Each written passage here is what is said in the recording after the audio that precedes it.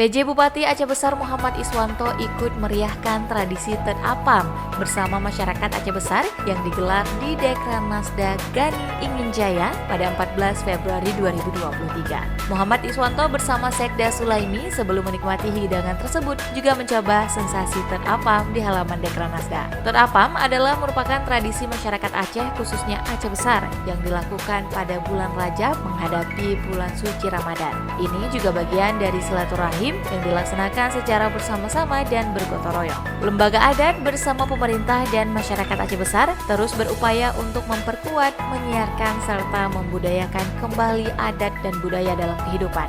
Sementara itu, Lina, pemangku adat Majelis Adat Aceh Besar mengatakan apam adalah makanan kecil yang diolah dari tepung beras, kelapa, dan airnya yang juga ditaburi garam secukupnya. Kemudian dipanggang dengan api kecil hingga matang dan selanjutnya dihidangkan dan disantap dengan kuah apam.